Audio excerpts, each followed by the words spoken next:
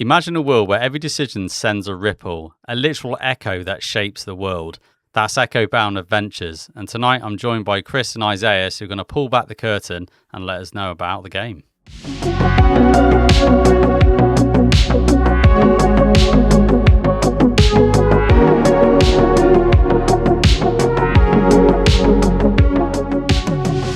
Welcome to the Just Play podcast. This is me, your host JP, and this is a very special Just Play with Others episode where I'm joined by Chris and Isaias from Tempest Workshop. And we're going to be talking about the brand new Echobound Adventures. So let's waste no time and get straight over there. How you doing, guys? Hello. Hi. Evening. I say evening to me, but I'm in the UK, right? Your morning, right? It's technically morning, a little bit before noon. A little bit before noon. Okay, late morning. Yeah. We're in Seattle. Oh, okay. West Coast. Mm-hmm. So yeah, that's a big time zone gap for me and you, definitely. How you doing? You doing well? Yeah, been good. Yeah, I've been gearing up for this Kickstarter. Yeah. It's going to be launching here pretty shortly. I don't think we've announced the official date yet. I think Isaias and I know it, but it's privileged information. Yeah, best not to say. No, I think they just announced it. They just announced it. Yeah, I think you're right. Yeah. I think it came in an email. Yeah. Great. Well, yeah. So we're gearing up for that. Okay. It's been a long journey for Echobound, but we're excited for people to finally get to take a look at it. It's been busy. Nice. Excellent. Okay, so before we get into Echobound, and I know the watchers and listeners will be like, shut up, JP, we want to get straight into the meat. I'm going to put a little barrier in, just very briefly, because I want to learn a little bit about yourself and you, Chris and Isaias, in your brief journey into the hobby. But my first question, typically I ask on all guests, is what was the latest game that you just played? What's been hitting the table? Other than Echobound, of course. Mm-hmm. Anything else? Yeah, I just this past weekend finished up the first 10 years of a Cozy Stickerville campaign. The sticker book thing. Yeah. Is it good? Yeah, I really, really enjoyed it. A good friend of mine, Stephanie Straw, picked it up. She didn't even know anything about it. She just saw it and she was like, I like stickers and I like cozy games, so let's give it a try. And then a couple of weeks after she ordered it, we learned it was nominated for a Spiel, and so we're like, well, we gotta give it a shot. So nice. Played through it. I thought it was really fun. I thought it was really it's very charming. It's a very simple system that gives you some interesting choices, and for me, for a cozy game, to me, cozy games are all about sort of those intrinsic goals. Yeah. The game doesn't really tell you exactly what to do. It kind of lets you make up your goals for yourself, and I find that really enjoyable and soothing. So nice. Say we finished up. It took us like maybe 2 evenings to get through it. We jammed through it pretty quickly. Yeah, that sounds cool. What about you, Isaias? What have you been playing? Well, I don't want to cheat because it was a game that I designed. But you could cheat, man. You're allowed to cheat here. It's cool. Last game I played was Dice Kingdoms of Valeria, which is it's a roll and write game that I designed with my buddy Greg. But we just always play that game because it's I don't know if you've ever played like Gone So Clever, but it's a lot of comboing and you roll the dice, you do one thing, and it just like bounces around. Getting a lot of stuff. But other than that, I've been actually playing a lot of video games. So I just finished Mina the Hollower. Nice. I didn't 100% complete it, but I did finish it. So well, to be honest, finishing video games for me is a bit of an achievement for itself. So if I can get through it, I used to be that guy. I had to hunt in achievements. I used to be me. I used to be trying to collect all the things in the game, but spending hours and hours and hours. But I don't have time anymore. Not since board games have been taken over. Just kind of gone out of the way. Video games go away, and just more when I can't be bothered to set a game up. So yeah, that's cool though. Oh, and I guess before that, my buddy Greg was trying to get me into Magic the Gathering. Oh yeah, just that little game. He brought over that Avatar: The Last Airbender pack. It was okay. Okay, it was all right. Have you not played Magic before, Isaias? Yeah, before, but I just never got into it. I'm not. I don't. My brain doesn't work like card construction and all kinds of little tiny rules. Yeah, fair enough. I like more kind of medium weight simplicity, good time. Anyone can play it. Yeah. Sort of game. No, that's fair. That's fair. So if I was to ask you and put you on the spot, and if you had to pick one game that was your top game, what would it be? Are you asking Isaias or me? I'll ask you, Chris. Let's start with you. Okay. Well, I have so for me, I think that I have kind of a stock answer to this because when you design games, you get asked a lot, like what your favorite game is. Yeah. And so I kind of go to my default answer, which is partially true, but maybe a little bit of like a nostalgia. Mm-hmm. But I always refer to Diplomacy as the game that really altered my my view of things. Now, probably most played when it comes to and most sort of memorable experiences were probably Dungeons and Dragons. Yeah. But I think Diplomacy, to me, I was introduced to it in the 90s. I was like a game store kid. So, I would get out of school, ride my bike over to the game store and hang out at the game store until my parents came pick me up. Basically, that was what I did.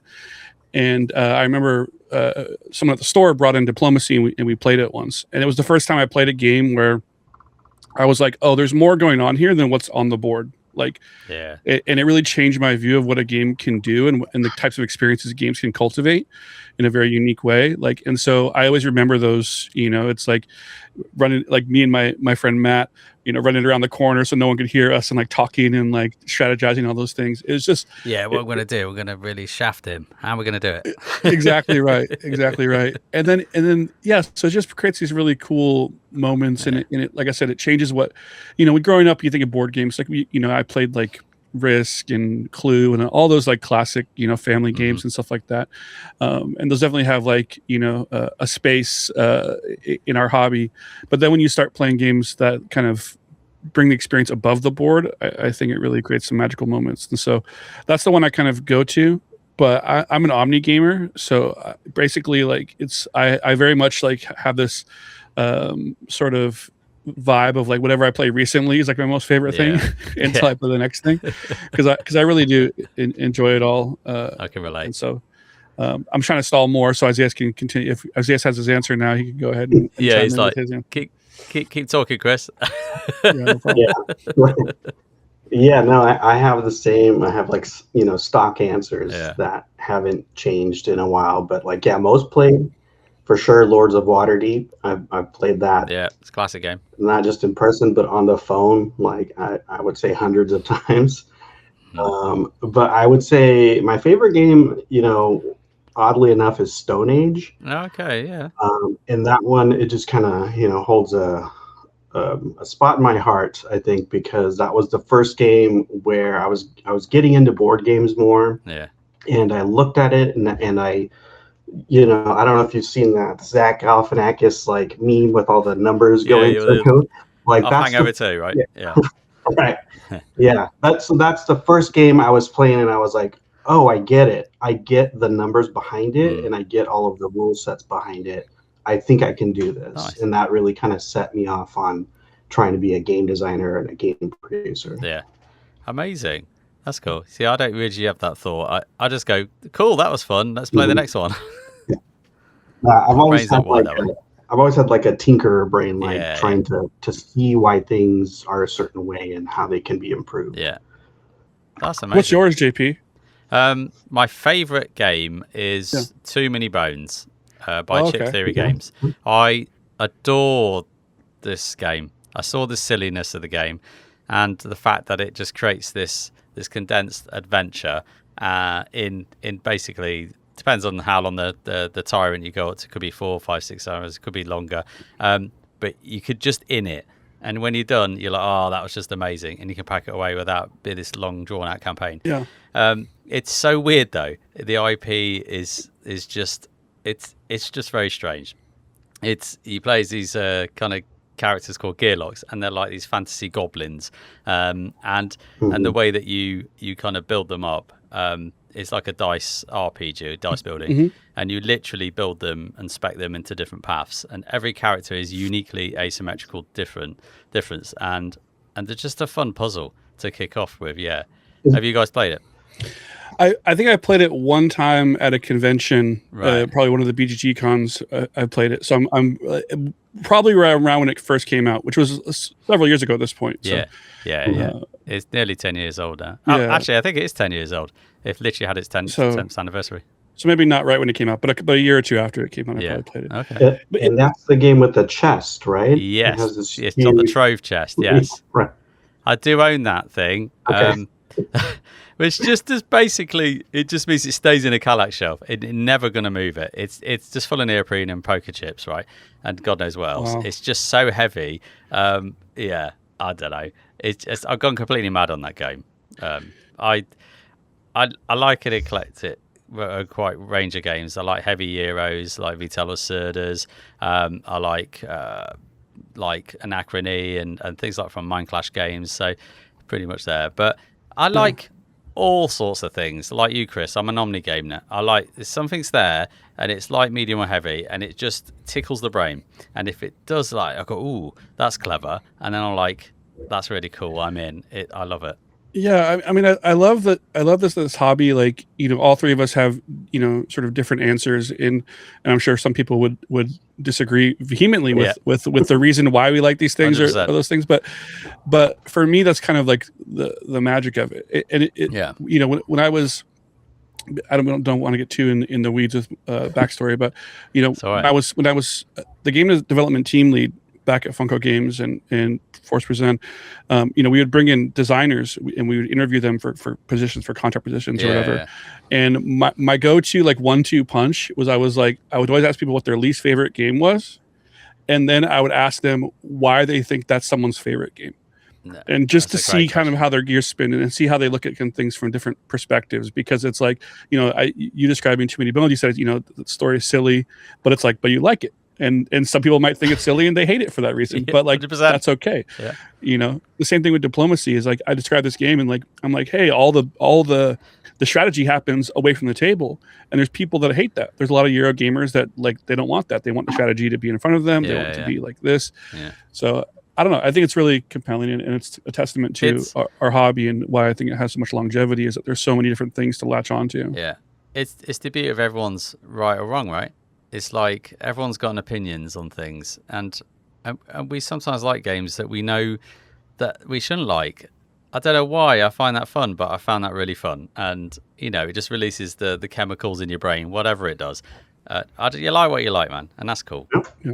I think that's the beauty. You're right. There's so much variety. There's so much choice in this hobby. Yeah. So you're going to find something. Even if you didn't like something, you're going to find something you love. One of my famous quotes from someone who had just played one of a game that I helped design was someone had played Texas Chainsaw Massacre. Okay, yeah. At Gen Con. Yeah. And this guy comes up to me, super excited. He had just played, they had a very, very close, loss, basically, and Leatherface had ended up killing everyone. And he's like, oh my God, I love this game. I don't know if it's any fun, but I love it. it's like just let it go. Okay, what? Cool. Okay. I guess, yeah. As long as you enjoyed it, that's the main thing. That's good. So that's amazing. Yeah. Let's get into it, shall we? Let's talk about Echobound Adventures. So, what's the elevator pitch? Bring it to life for me. What's it all about, guys? Who wants to go? I would say that it's a cooperative pulp adventure game, and you're basically playing a steward, which is a multiversal explorer that's investigating strange worlds.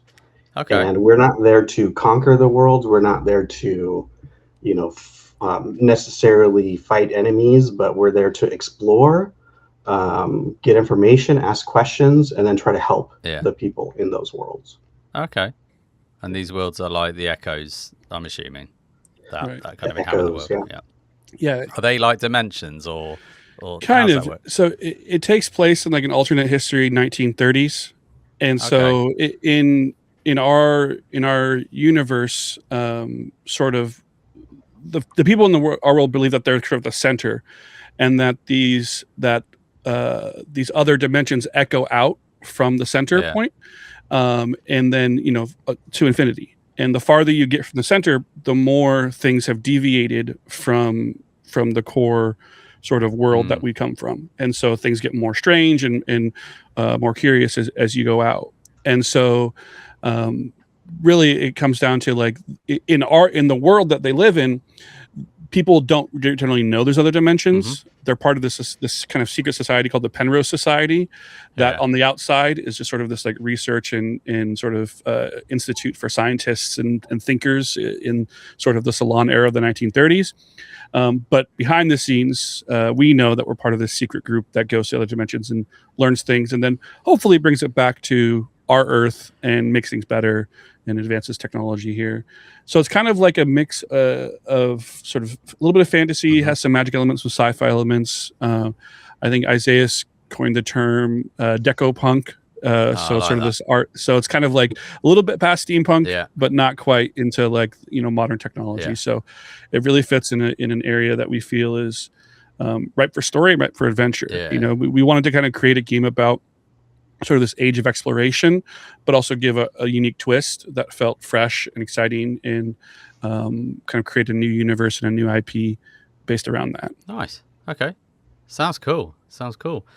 So where did this idea originate from then? So where's the origin story for Echobound Adventures? Where did it all start? So the initial kernel for the game design came from just some lunchtime conversations I would have with other designers and our friend David Iezzi and I kind of got together and we were talking about exploration games. And one of David's things is like he likes to ask questions and just to like he's the type of guy where he's like he wants to ask you if a hot dog is a sandwich and just debate with you for like half an hour about whether it is or whether it's not. There's all sorts of things like that. Like and so one of the things we were talking about is these exploration games that we really love, games like Seventh Continent and those style of like big, massive coffin box games. It's like, well, are we really exploring if the map is already there? Like the map exists. Can we really be exploring it if it's already exists? And so it just kind of became this thought process of like, okay, well, what would we do? How could we make an exploration game that scratches your specific, your argument about what an exploration game needs to be? Can we try to make that? And so we talked about mechanics for that and that type of thing. And that was an exercise that we used to do a lot at my previous studio too, which is like, we'd ask a question that we felt like was like a definite, like all games must be this, or all, every game must have this. And then we would say, okay, well, like, how can we design a game that doesn't do that? And that was just kind of a thought exercise. And so the mechanics from this came from that sort of idea. And then we also just loved sort of, at the time we were making like an Indiana Jones game. And so we were really immersed in this pulp, like Indiana Jones world and stuff. And so we really liked that sort of setting. And so that's kind of like the kernel of the idea. And then it kind of was stored, we didn't really do anything with it. It was kind of like in the back burner. And then Brendan and Open Owl approached us when we first started Tempest and said, hey, I'd really love to work with you guys. You have a catalog of work that is pretty substantial, and I'd really love to see what you guys want to make. And if I could give you sort of the keys, like, what would you make? Pitch us your wildest, craziest ideas, Cool. And his only sort of caveat was that it had to be something innovative. And so we ended up pitching him a couple of ideas, and Echobound was one of them. And at the time, Isaias and I sort of got together and started kind of fleshing out like the universe and the world for it. And then it took it off, a mind of its own. And a lot of like the backstory and like the narrative portion of it was mostly Isaias running with that and kind of creating sort of this universe that was believable, but was also something that was kind of unique. If you know about Isaias and I's like most recent history, Isaias has been making games for a long time. For me, I made it like a self-published game, and then I basically went straight to Forest Museum, created the studio to work on games for them. And so a lot of my career has been making games based on other people's IPs. And I was really adamant that this opportunity, I wanted to create a fresh IP with my collaborators. And so that's where Isaias was kind of brought into the mix. And I was like, in my mind I was like, maybe it's like steampunk, and then Isaias was like, okay, but like, what else can we do? And he had like a whole pitch board, mood board about all these other concepts and ideas. And we kind of like, honed in on what we thought was cool with all of them. And then from there, he kind of ran with the story and created the universe. That sounds cool. I love the fact that you try and break the mold, like consistent. Like you're not being constrained by this thing, like it's this or it's that or it's this particular theme. Like no, actually, I want to go in a different direction. I want to go where I want to go. Screw it. I want to do this. I want to do that. I love that. Yeah, I don't think. Yeah, awesome. Yeah, awesome. I think some of my background too. I used to be a game producer at Big Fish Games. I don't know if you've heard of them, but they made hidden object puzzle adventure games. Mystery Case Files is like the biggest one, and that one is a lot of like an old school adventure game. You would point and click. You had some inventory. You would interact with the world in that way. So I worked in that stuff for 6-7 years. Okay. Just producing those games, making them better. And when this game came along, I was like, oh, this is like the same thing. It's like an extension of that. We're building a world, and then we're dropping the player in there, and then we're just getting them to poke around, ask questions, gather items, go on quests, do missions. So it was kismet, I guess, that I'm doing this thing that I did 15 years ago. I know how to do that. This is my wheelhouse. I could sort this out.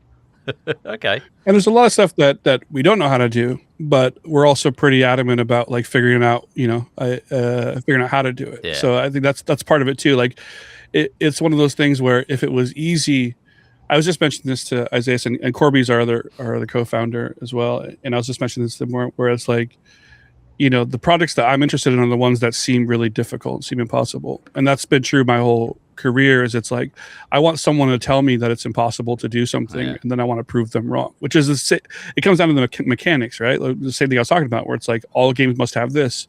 And I was like, well, I want to prove you wrong. I want to make a game that doesn't do that. Yeah. And so it's sometimes they're successful and sometimes you're not successful, but like that kind of journey is the thing that really keeps me going. Yeah. Like it's when someone tells you can't do something, you're like, just hold my beer. Like I'm gonna make sure it can be done. Yeah, I resonate with that a lot. So yeah. Chris uses the word audacious a lot. Audacious, yeah. Audacious, yeah. Nice. I like that. Yeah, that's cool. So the mechanisms in the game, like with the gameplay loop, walk me through how it kind of works. What can I expect when I first kind of open that box and I'm ready to jump in and crack on with my first adventure? What would it kind of look like? How does it kind of hang together?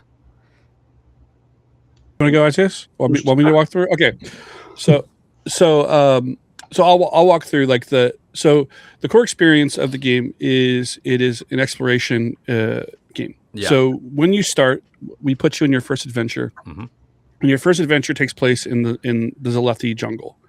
Right. And then whenever you play the game, you always combine an environment with a plot. Yeah. And the plot that comes in the core box is Brash's Brigands, which is Alistair Brash is a villain who lives in this universe that was a former member of the Penrose Society that's gone rogue. And he basically goes to these other worlds to pillage them for goods, brings them back and sells like these artifacts and technologies on the black market. So he's a bad guy. Bad. One thing I will say about our setting we set out to do is that a lot of games in this genre, and a lot of games in general, I feel are moving more towards like gray and like grim. And like we wanted to create a game that was like, no, this is like a Saturday morning cartoon. Like the good guys are good guys. That's the cool. Bad guys are bad guys, and it's like, and not to say that everything's flat, like Alistair Brash has a backstory, and the more you play, the more you'll learn about it and all those types of things. But we wanted to bring it back. Like, that's why the box is colorful. That's why, like, we wanted to kind of bring back some hope and some optimism to the space, because it's like, I can only go through grimdark so many times. And I love grim stuff, don't get me wrong. But anyways, so you combine an environment with an antagonist and the plot, right? And so in your core game, you begin the game and you're on your first mission, and basically the story of the game is that you are stewards. Think of them like astronauts. You've been training for years for your first mission, and now you get to go on your first mission, and they're going to send you out. They're going to have you do some basic tasks. You're going to come back. They're going to test your vitals, make sure everything's good, make sure you didn't leave part of your body in another dimension or anything like that. You're not sick or anything. So So you head off on your first mission, and it's kind of this like very like small sort of curated experience for your first game. And you're given a mission to accomplish in a quest. And in our game, again, we wanted to create this sort of sandbox environment. So generally, when you play, it's up to you to choose when you want to end. Your goal is to go in and gain adventure points. And then after the game, you can spend adventure points on the sheet to like unlock other things, right? And fill out the sheet, unlock story and that kind of thing. Like a base, yeah. But while you're in the adventure, you can stay for as long as you want. You can try to get as many adventure points as you want. However, the longer you stay, the more the plot works against you. And sort of we have a threat meter and the threat track builds. And eventually Alistair Brash himself could show up and really try to stem your plans. And so there's a little bit of a risk reward versus like how long do we want to stay? Kind of like Extraction style video games, if you've ever played or seen those. Yeah.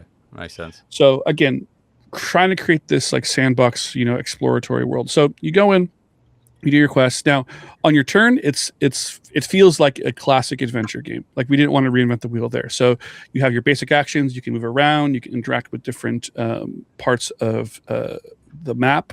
You can fight foes if they show up. You can do those types of things. We also have an explore action, which in our game, when you explore, you reveal a random location card, and you can put it anywhere on the map. So that's how your map is built, and it's completely random. So when you're playing games, in one game, you might have two villages right next to each other, but in another game, you might have the villages really far apart, and that can cause some different challenges and those types of things. And so that's our way of creating going back to this initial conversation with David, is our way of creating a map and an environment that is different every time. It also solves another issue that I have with some of these bigger games, which is like when you're done packing it all up and sorting everything back. With our game, when you're done, you take all the locations, you stack them up, you put them back in the box, and you're done. And then, you shuffle them and deal out for the next game. And so like in your first experience, again, it's kind of curated. You're going to go through. We also, on our map tiles, they'll have site icons, which are tied to specific sites. Now, when I go to a site icon, let's say there is like a little sort of jungle cat next to a rock. I might go to it and it'll say like B will be the site icon. So when I go to that location and I investigate that little scene, I draw a site card from the site deck that corresponds to that icon. So I look for card B, I reveal it, and that gives us sort of the zoomed in look of like where I'm at in that setting. But one of the magic tricks that our game does is that those site cards, the ones that are marked A, B, C, D, and so on, can change while you play. All right. So you might go to this den of this jungle cat and learn something about it, or put something there. Yeah. And then when you do that, you swap out card B with a card B from this big long index box of cards, and that change is permanent. So the next time you play, if you find that location again, you can go there and you can visit it and you can see what's changed about it, and you can kind of see how things have progressed. It's the same thing when you meet people. There's a lot of NPCs in the jungle that you can meet, and when you meet them the first time, you have an action that says introduce yourself. Once you've introduced yourself, though, they know you and they'll remember you when you come back. Yeah. One of the mysteries of our game, which I don't want to get into spoilers, but part of the mystery is these dimensions, how they tie together and how they're connected. But the NPCs will remember you, even though you come back and the environment has changed and other things have changed. And so it's kind of like this system that it remembers your gameplay. So it has legacy elements, but I hesitate to call it a legacy game because it's a little bit different than what people think of. You're not tearing stuff up. You're not doing anything that's like irreversible. And ultimately it's not like a linear path. You might play a dozen games and never introduce yourself to the person who lives at the hut, and that's okay too. Again, it's your experience, the way that you want to play it. And so that's a very meandering explanation of a game that does a lot, but hopefully that kind of gives you an idea of what you're in for. And then one thing that adds another layer, which was really important to me from the beginning, just because, again, this is a game that we're making that we want to play. a lot of times, like game designers, especially like in our industry, there's a lot of like advice about like, don't make a game that you want to play. Make games for, you're not the customer. This one is like a game that we're making for ourselves, and we know that if we make a game for ourselves, there's going to be thousands of other people out there that are looking for that same experience. Yep. And because we're working with OpenOwl and we're going direct to consumer and to Kickstarter, like we don't need to appeal to a mass market audience. We can appeal to the people who really love and embrace this style of experience. Yeah.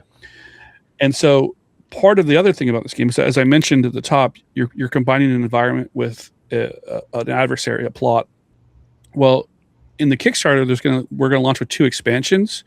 Each expansion comes with another environment and another plot, and they're all interchangeable. So right. When you play the game, you could play the Zalethi Jungle against Alistair Brash, but you could also bring in Isabella Ironsides instead of Alistair Brash. And playing her has a whole new set of challenges to overcome. Yeah. And so mechanically, it'll change and it'll be different. And that was important to me because I've played a lot of these campaign games. And again, I love them. They're totally my jam. But, you get around to game 8, game 9, game 11, and it's like, okay, we've been kind of seeing the same stuff. I was like, oh, well, what if I can still advance the story, but I can bring in some new mechanisms and just try out some new stuff and new strategies and new character built and that sort of thing. And so that is not an elevator pitch unless it's a very tall building or very low basement. But it's like I said, it's as I said, it's an audacious project, and we're trying to do a lot and provide players with something that it feels familiar. It feels like these exploration games that have been in the past, but we filed off some of the rough edges, and we've created some new innovations along the way. Yeah, it sounds really interesting and intriguing. And as you were talking there, the persistence is the word that came to my mind. And it reminded me when I had an interview with Brendan from OpenOwl from many years ago. He used to be part of a different podcast called Whose Turn Is It Anyway?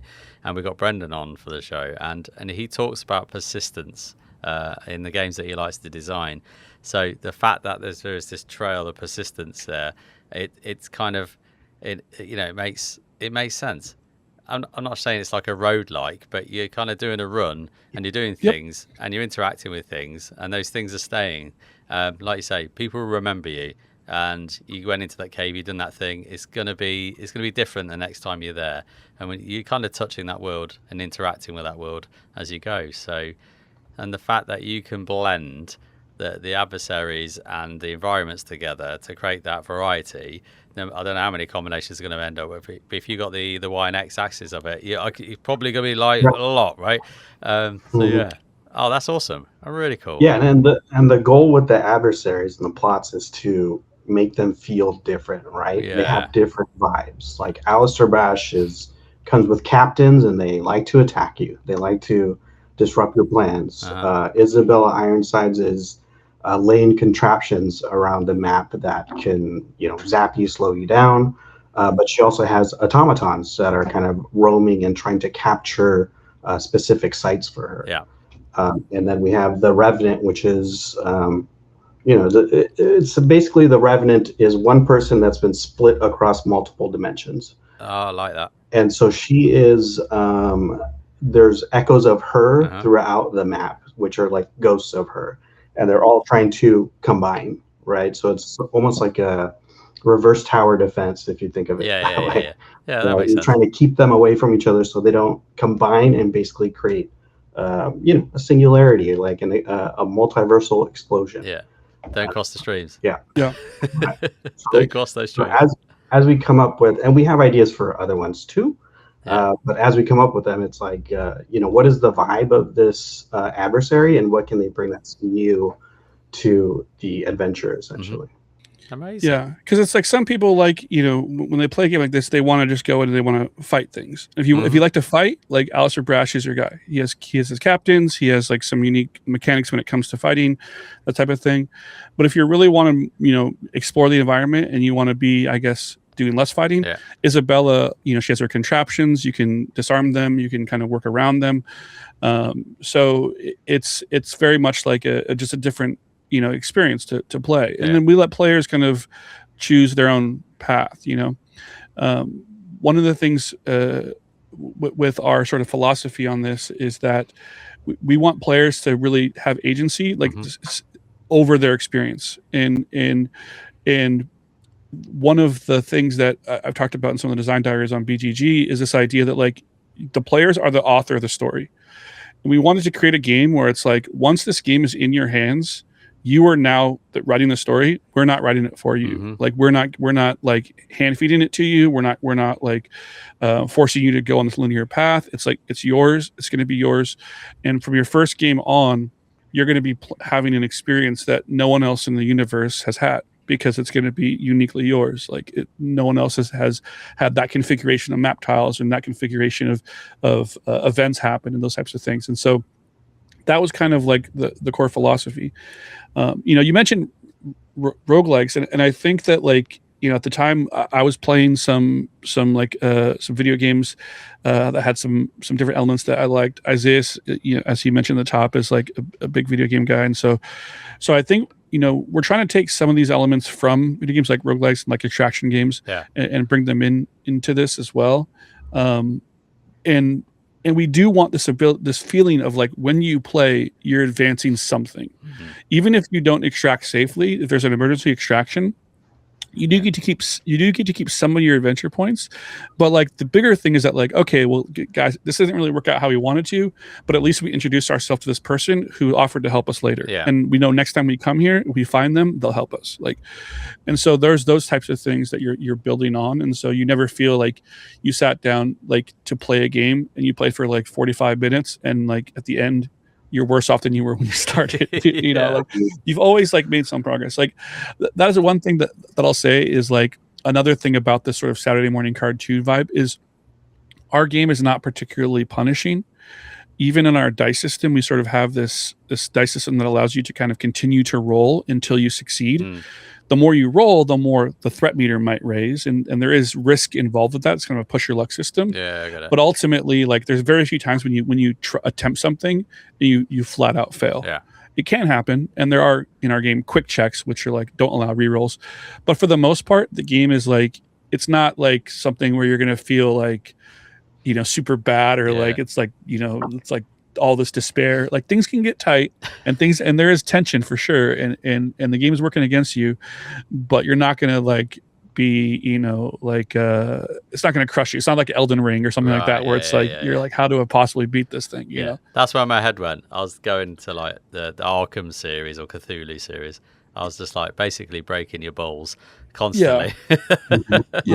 Oh my god, leave me alone. It's and we've talked about like in future expansions, and bringing in some adversaries that do have a little bit more of a difficulty curve to it for people who want that. But again, we're trying to create a game that's like for us. And it's like like I just said, I played Cozy Stickerville, right? Cozy Stickerville, not a particularly ball-breaking game, but it's like you sit down, there's interesting choices, you feel like you're impacting the universe that you're living in, and that's what I wanted to get out of this exploration game. I want you to feel like you're finding new stuff, you're discovering new things, and there's exciting moments. And there's challenges along the way. It wouldn't be a game if there wasn't, right? Like our job is to put challenges in your way that you need to overcome. But at the same time, it's not going to feel like a Kingdom Death Monster or something like that. It's gonna feel a little bit more breezy. It's not a combat first game, which is there's plenty of those on the market, right? Our core theme is about curiosity and exploration. It's not necessarily beat 'em up. If you want to go play that, there's plenty of games like that. I'm sure. Yeah. That's fair. So the characters that you inhabit then, forget what you call them. Stewards. Yeah, that's it. So the stewards that you inhabit, they're basically, are they asymmetrical? Like, are they there for their flavor? Like, who are the characters? Go ahead, I mean, so they're definitely asymmetrical. And, Chris mentioned our dice check system. So at a very, base level, they have different levels of dice on the different attributes, right? They have strength, dexterity, insight, and charisma. Okay, yeah. But above that, they have skills that they can equip. And, just like Chris was saying, we want players to have some agency over what they do. Each skill is actually double-sided. So you have one skill on one side, you could flip the card and then tuck it under the character placard to pick a different skill. And you can imagine you're playing the game and you're unlocking different skills, and you can find a lot of different combos according to how you tuck them under your board to do different things. So we have 4 main characters. We have Bill Bulliam, who is the tough guy. He protects the team. A lot of his skills are around fighting people, but also protecting his team, so he can move quickly to another person's spot to help mitigate some of the health that they might lose. And then we have Andrea, who is the scientist, and she likes to tinker. She's also a physician. So she has, stuff like drones. She works with a lot of our supply to change supply into different things to give the team advantages.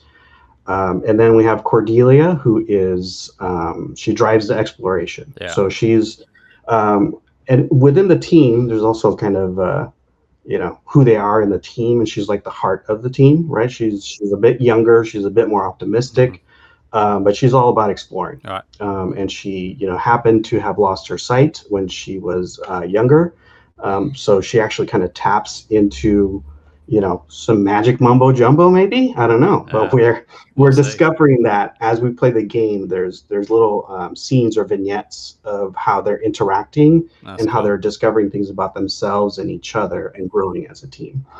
So she's really about building the map, manipulating the map, trying to move around the map a lot faster.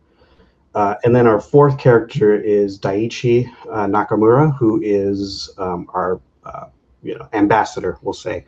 He's all about culture and morale and charisma. So he is good at doing pep talks. So he raises the morale of his team.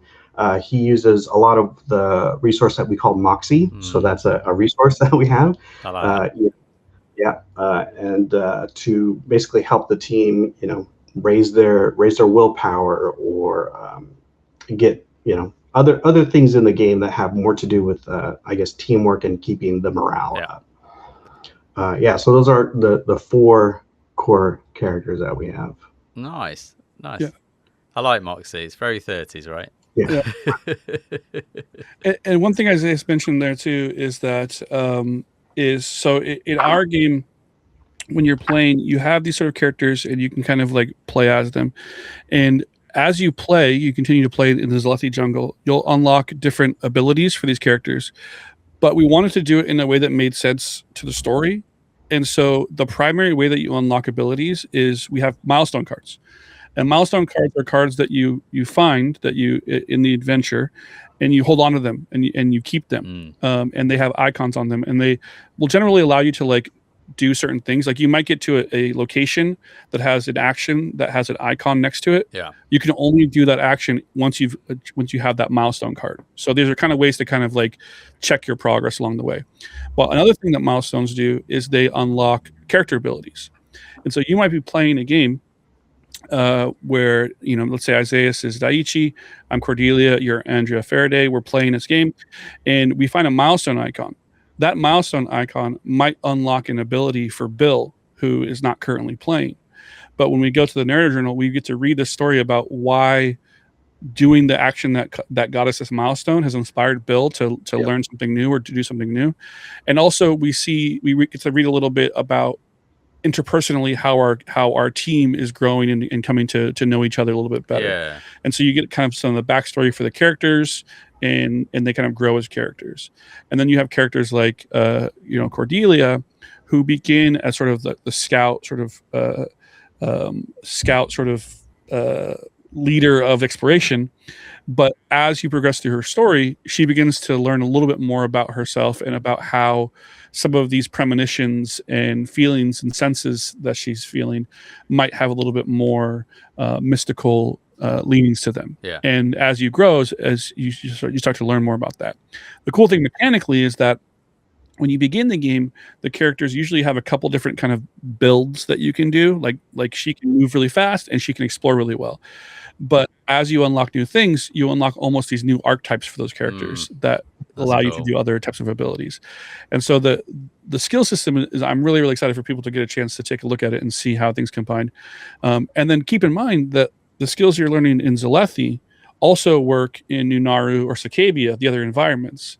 And so you might go to Sacabia because, again, you can play this in any order at any time. You might go to Sacabia and get a skill that's like, oh, dang, that skill actually helps me move through dangerous terrain.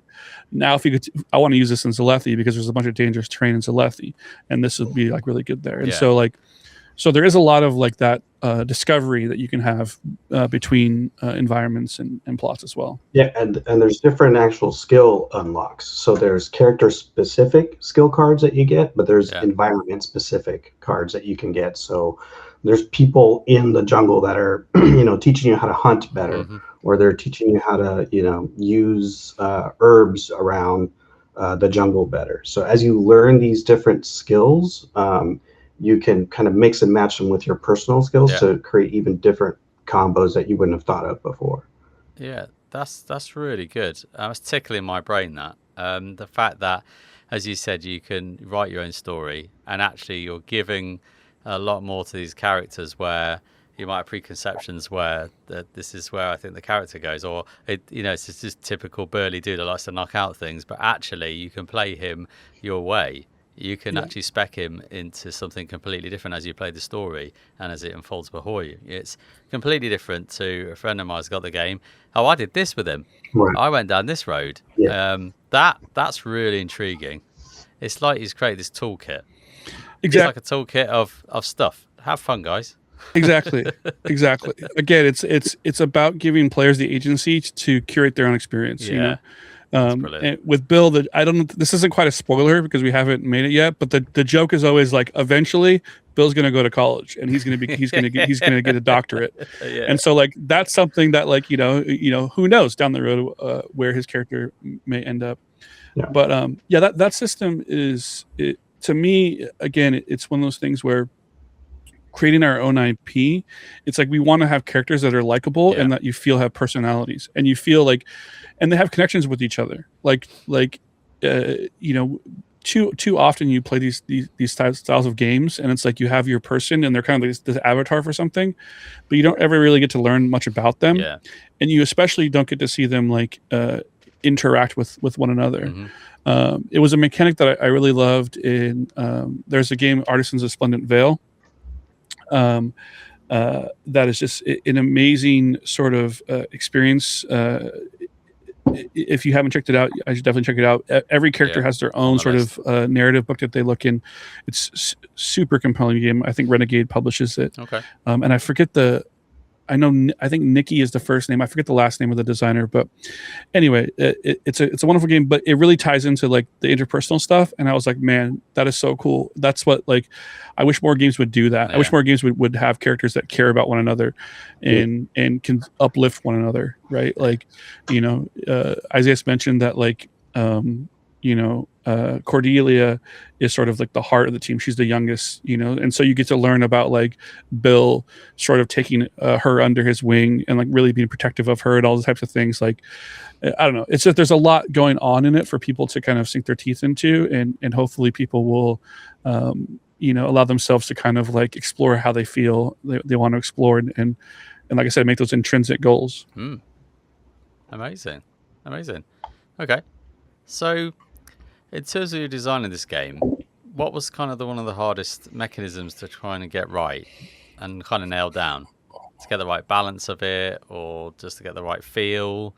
Like you're creating this toolkit for players to basically craft their own stories, etc. So, did you hear any kind of stumbling blocks? We probably have two different answers. Fair enough. I have one. Well, I know what mine would be. Yeah, you go first. Go for it. So for me, I think the biggest challenge with this game, and as we talked about it, you understand, JP, like the experience we're trying to cultivate. Yeah. However, like it's not really fair to a player to put them into a world and say like, okay, like do whatever you want, wherever you want, and then give them no guide rails at all. Yeah. And so for us, or at least for me, the biggest challenge has been for pacing and for how much like hand holding we want to do. As I mentioned, the first time you play in every environment, I will say that the first time you play in every environment, you don't shuffle the location deck, and you play with a smaller location deck. okay. So, like for example, you play into Lethe Jungle, you start with like 10 location cards, and we put enough in there that like you can still make choices. There's obviously still things you can choose to explore or not explore, but generally, most players in their first playthrough are going to get the little seeds for most of the main quest lines. Yeah. Every environment has like a couple main sort of quest lines and then side quests, right? But you'll at least get like the start of the main quest line, so you kind of have like a little bit of a sense of where you want to go.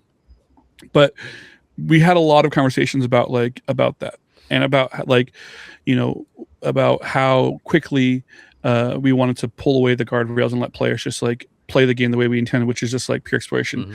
For me personally, I'm actually kind of comfortable jumping into a game with no guardrails, but I play with enough people to know that like that's not a very common personality trait. And so like that has been a real challenge, and we're still working on it, right? We're still testing, the expansions, and we're getting playthroughs, and we're still collecting all this feedback, and it's something that we're going to constantly like be iterating on. But in my previous studio, our creative director there, we were making an Avatar: The Last Airbender game called Crossroads of Destiny, and I remember him like really hammering home this idea where he's like, how fast am I getting to a point where no one else on the planet has gotten to that point or experienced that thing? And that was like because that in that game is also sort of this branching narrative, right? That we have in that game. And we had it was really like on rails. And he's like, yeah, but like if at the end of this, I'm always going in the same spot, like, well, so is everyone else. Yeah. Like, there's 10,000 other people that bought this game. They're all then end up there too. And so like, how fast can we get to a state where you're creating something unique? And in our game, we can do it almost immediately, but that was a big challenge, right? Like I feel like at one point we were going to do the curated deck where it was like not shuffled. And then I was probably really arguing against it for a long time. And I was like, no, screw that. We have to shuffle it. But then eventually I conceded. I was like, okay, but like it would suck to not, find this or this until like your 8th game. Yeah. So like, that's too long. So that's kind of something that we're looking at. As it stands right now, because people ask us like, how much play time can you get in the core box? Yeah. I think if you were to play, and just kind of at your own a normal pace, you could get through the main storyline stuff and probably most of the side quests in around like 15 to 20 sessions. If you just played the main quest, you could probably get there in like 10 to 12, I think, maybe a little bit quicker depending. But again, we don't know, because like it depends on what players do. Yeah, right. That's true. Yeah. So we're excited to find out exactly what players do with it. So that's my answer, Isaias. What is yours? Go on, man. I mean, surprisingly, it's the same. It's about pacing. Yeah, and I think Chris started like full sandbox, right? And I was like, no, we gotta really tighten the scope. And I think just through iteration and like months of working on this, we kind of settled on this like happy middle ground of like we're really gonna kind of focus a little bit. So you meet the main NPCs, you get the 2 main story points of the environment, and then what's going on with the overall story back at our center point or headquarters. Okay. So we kind of, I called it's a reverse funnel, right? You kind of want to, you start with a little bit of information, and then as you go, you get introduced to more and more. And then after your first introductory game, like, we give you 24 more location tiles, and there's a bunch of more sites to uncover, and there's a whole new event deck that goes in. So it's really kind of trying to teach you a little bit, not just how to play, but the story of what's happening. And then beyond how you start the game, a lot of it, the iteration was on the quest pace, right? Because if you think a discrete game, we wanted to make it not last hours and hours. Yeah. We wanted somewhere, in the sweet spot of like 45 minutes to an hour, something that's a reasonable evening for a person, right? For the average person. And so we wanted to make sure that you, as you're playing these games, it didn't feel like, oh, this is going to take like 7 games to, create this perfect location map and then engineer the circumstances we need to complete this quest. Yeah. So we, we went through a big process of like cutting the quests down of like, okay, this would be great in a video game where you had, 60 hours to play, but we're playing a board game and we want to feel like great progression after the 45 minutes we play. And next time we play, we want to get a quest that's achievable. And you look at it and be like, okay, guys, let's focus on this. We can do this within the next 45 minutes we play, and we're going to get all of this stuff if we finish this quest. Yeah. So that was I guess an awakening at some point where like we're trying to design this grandiose game, but really we want to like, narrow it down a little bit so it feels more rewarding as you're stepping through the quests and the missions. Yeah. It's definitely more attractive to me because, like, for campaign games, personally, I love the idea of them. I love like thinking, it's going to be a great big box and big adventure. Look how many hours I can lose myself in this thing. Yeah. And a lot of the time is 2-3 hours a session to kind of get through this dramatic thing, and this thing happens or whatever. And I know your setup time and the teardown and all of that kind of gets factored in, and you get to the point where you're 9th play or 10th play or whatever, and you're questioning your life choices, and you're going, oh, I've got that tonight. Oh, I've got to set that up. And, I can't be bothered. And it kind of erodes the fun out of it. It takes me out of the game. It just, the fact that you can kind of curate this adventure and quickly get it to the table, 45 minutes to an hour to play a session and achieve something. And actually, I'm excited to get back to base because I want my adventure points and I want to unlock this skill line or the skill tree. Oh, this is great. And then next time I get to kind of put it into action, right? And, oh no, I met this NPC. And if it's got, and I'm assuming, it's got, side quests are over here and, lots of distraction points and that you're going to stumble on, then I think that's going to keep you wanting to come back and play even more, right? And if the setup and teardown is not as dramatic, which it sounds like it's going to be a lot easier, then why not, right?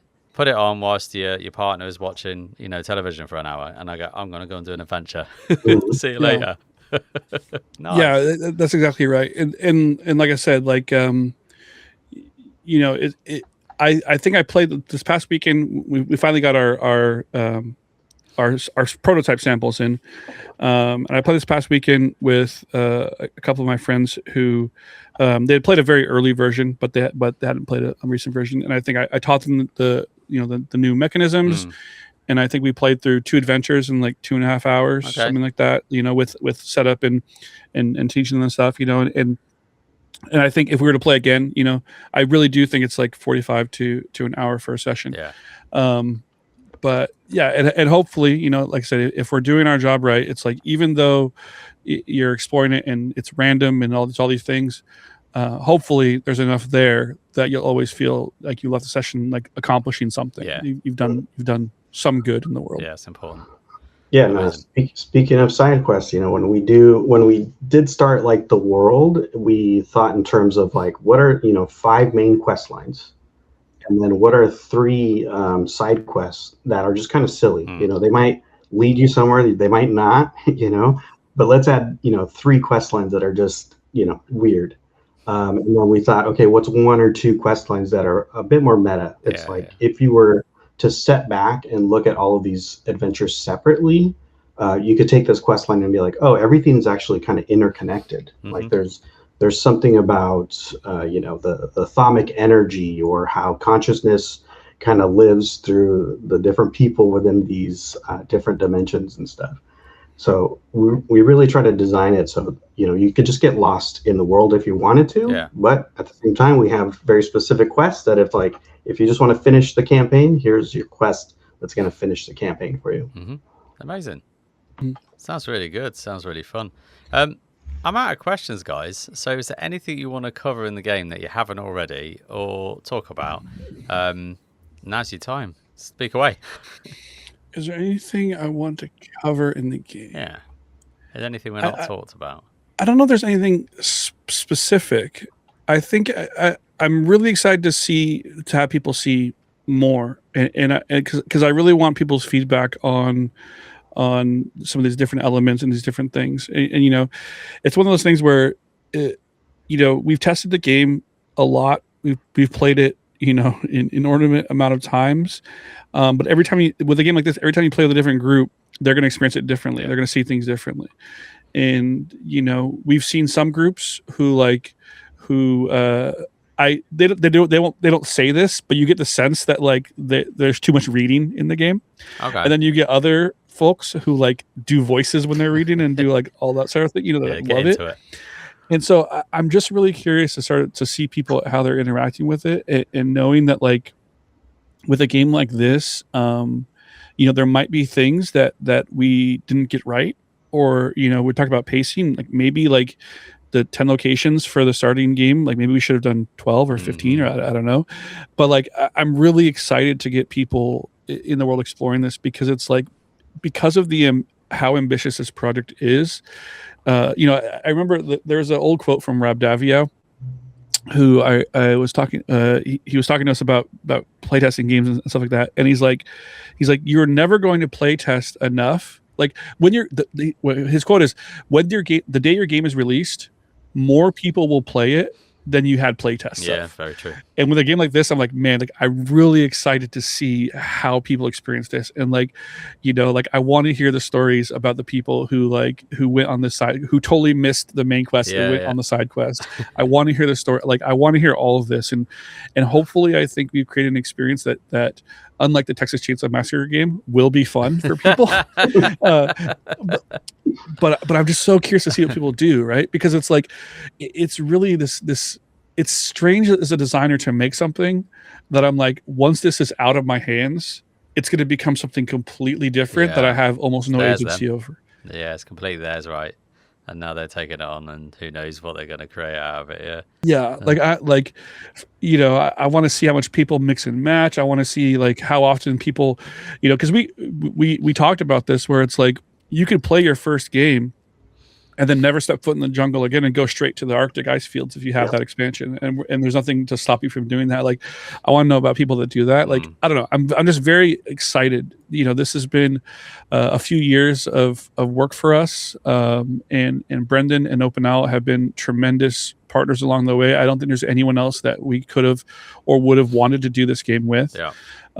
You talked a lot about what you talked previously about when you interviewed Brendan. Like, a lot of his sensibilities are similar to ours. Yeah. Totally like, see that. And like I said, his only ask, he's like, I want you guys to pitch me some games you're excited about. His only ask was, it's like, they got to be innovative, they got to feel fresh, and he's really challenged us at every step to do that. And from a studio that made a lot of games that were, we try to, and I think Echobound is accessible, but our previous studio, we made a lot of these IP games, and we always strive to make the best game that we could fit in the box. Yeah. But sometimes you had to cut corners because you're dealing with mass market prices and all these things. But this game is like, truly, like, we get to do everything that we want to do. We get to do. Yeah. And it's exciting, and it's scary, and it's thrilling, and I just can't wait for people to get their hands on it. Amazing. Isaias, anything else to add? That was Chris covered it all. Yeah, I think that's got it. I mean, and I just want to say, we're always learning, right? Yeah, so like Chris said, once it's in the wild, we're listening, and the next expansions we're going to adjust. But that's just a part of game design and game development, right? It's iteration. Yeah. You just go and learn and do it again. Oh yeah. Amazing. Right, guys, I think we're there. I think we're wrapping up, right? I just thank you so much for jumping on the show and talking about Echobound. I'm excited for this now. Now you've kind of created this world and painting the pictures for me.